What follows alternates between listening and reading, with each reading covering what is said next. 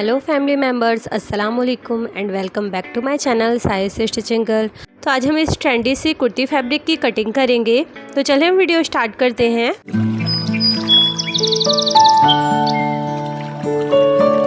तो ये देखिए मेरी फैब्रिक कुछ इस तरह से है। ये देखें इसमें हल्की सी सीक्वेंस भी इस तरह से लगी हुई है। तो हम इसकी कटिंग करेंगे। ये मेरी रेयॉन की फैब्रिक है। मैं आपको इसे इस तरह से ओपन करके दिखा दूँ तो इसके फ्लावर भी स्ट्रेट साइड बनी हुई है इस तरह से। एंड इसके डिज़ाइंस भी जो पैटर्न्स हैं वो इस तरह से स्ट्रेट में ही बने हुए हैं। तो हम इस कुर्ती को सीधी वे में ही कट करेंगे। तो इस तरह से मेरी ये फैब्रिक है जिसे हमने इस तरह से ये देखें लगाना है। आप इस तरह से फैब्रिक को पहले क्लीन करें एंड लेंथ वाइज हमने इस तरह से फैब्रिक को लगाना है। ख्याल रखें कि आपकी डिज़ाइंस के ऊपर ही डिज़ाइंस आए ताकि आपकी फैब्रिक जो है डिज़ाइंस जो है वो इक्वली स्ट्रेट बने। तो इस तरह से हमें फैब्रिक को सेट करना है अपनी कुर्ती के लिए। इस तरह से हम फैब्रिक को सेट करेंगे। ये देखें दोनों डिज़ाइंस को हमने ऊपर नीचे साइड इस तरह से स्ट्रेट करते हुए रखनी है हमने। तो इस तरह से हमने अपनी फैब्रिक को लगा लिया है। ये देखें इस तरह से मैं आपको दिखा दूँ। ये देखें हमारी डिज़ाइंस दोनों ऊपर नीचे हैं। इस तरह से हमने सेट किया है इसे। एंड हम यहाँ पे से अनइक्वल फैब्रिक के थोड़ा सा नीचे हमने इस तरह से इंची टेप को रखा है। एंड यहाँ पे शोल्डर की ऊपर की मार्किंग करेंगे हम। तो इस तरह से हमने मार्क किया। अब हमने आर्म होल की 6.5 इंचेस पे उतारनी है मार्किंग। एंड हमने अपनी वेस्ट की 14 इंचेस पे मार्क करना है। एंड हमने इसकी हिप की 20 इंचेस पे मार्क करनी है। एंड सूट की लेंथ है हमारी 37 इंचेस प्लस 1 इंचेस हमने इसमें ऐड करना है फोल्डिंग के लिए। इस तरह से हमने मार्क कर लिया। अब हम सारी लाइंस को इक्वली स्ट्रेट में खींच लेंगे। आप चाहें तो इस साइड भी सेम मार्किंग कर कर अपनी स्ट्रेट लाइनिंग खींच सकते हैं। तो इस तरह से मैं इसे फटाफट से स्ट्रेट लाइनिंग खींच लूँगी।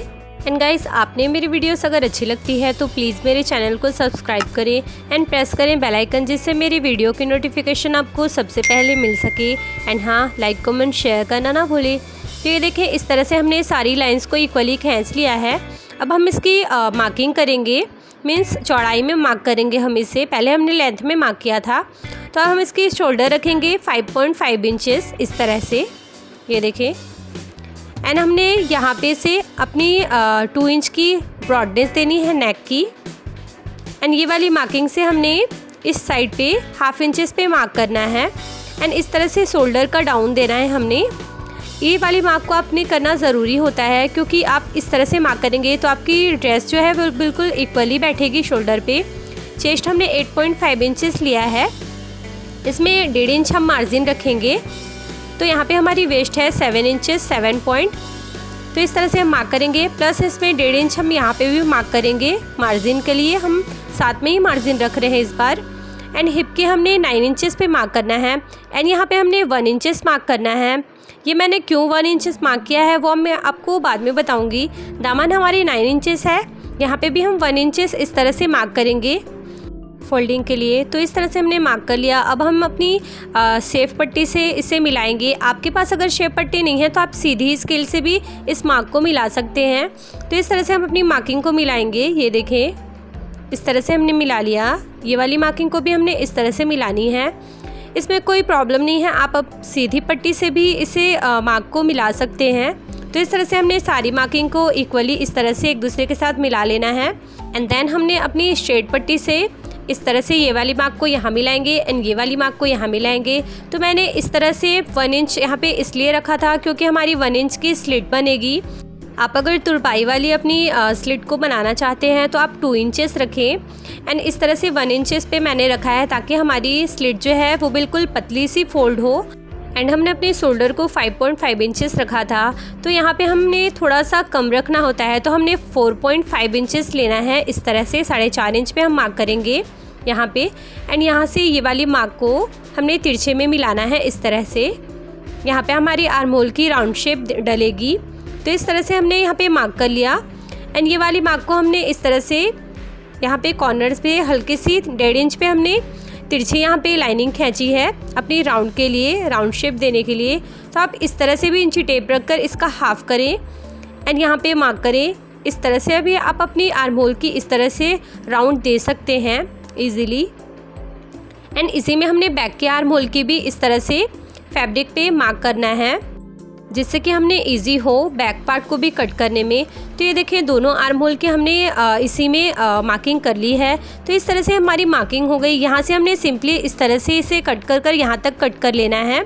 तो चलिए हम इसे इस तरह से कट करेंगे। ये देखें इस तरह से हमने सेम जहाँ पे मार्क किया है बिल्कुल वहीं से हमने इस तरह से इसे कट कर लेना है। एंड गाइस मैं आपको एक बात का क्लियर कर दूं कि आप अगर दोनों पार्ट को एक साथ ही कट करेंगे, मींस फ्रंट एंड बैक को एक साथ कट करेंगे, तो इस वाली फैब्रिक पे एक फुल आपकी फ्लावर जो स्ट्रेट बनी हुई है वो अपोजिट साइड आ जाएगी। तो इसलिए मैंने आपको इस तरह से 1 बाय 1 सूट को कट करना बताया है।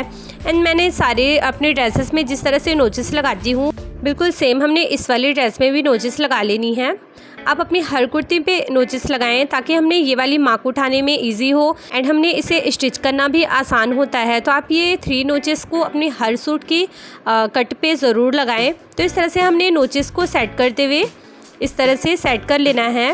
तीनों नोचेस को इस तरह से हमने सेट करते हुए टैप टैप कर हमने अपनी मार्क को दूसरी साइड उतार लेना है। तो ये बहुत ईजी वे है आपको अपनी मार्किंग को दूसरी साइड उतारना। तो इस तरह से आप इसे डार्क कर लें। बिना मेज़रमेंट के हमने इस तरह से इसे मार्क को उठा लेना है। ये देखिए इस तरह से ये हमारी दोनों साइड सूट की मार्किंग हो गई है स्टिचिंग की।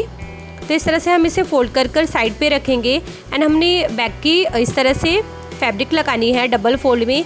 ये वाली डिज़ाइन हमने इस तरह थी तो हमने सेम इस तरह से लगाई है फैब्रिक को। ये देखें इक्वली हमने डिज़ाइंस को रखा है एंड इस साइड हमारी क्लोज फैब्रिक है एंड इस साइड हमारी ओपन फैब्रिक है।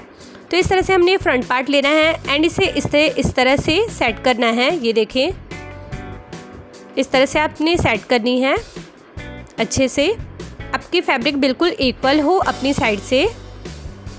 तो इस तरह से हम इसे सेट करेंगे एंड बिल्कुल सेम इस तरह से हमने यहाँ तक कट कर उतार लेना है। तो चले हम इसकी कटिंग करते हैं। एंड बैक आर्म होल में हमने पहले ही फैब्रिक रख रखा है तो यहाँ पे हम बिल्कुल सेम कट करेंगे इसे।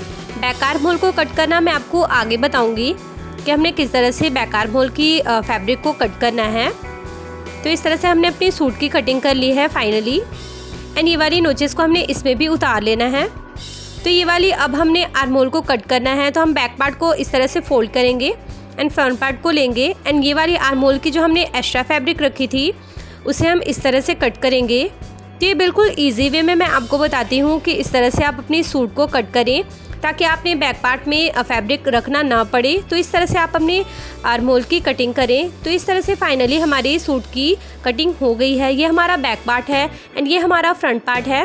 तो इस तरह से हमने फाइनली अपनी ड्रेस की कटिंग कर ली है।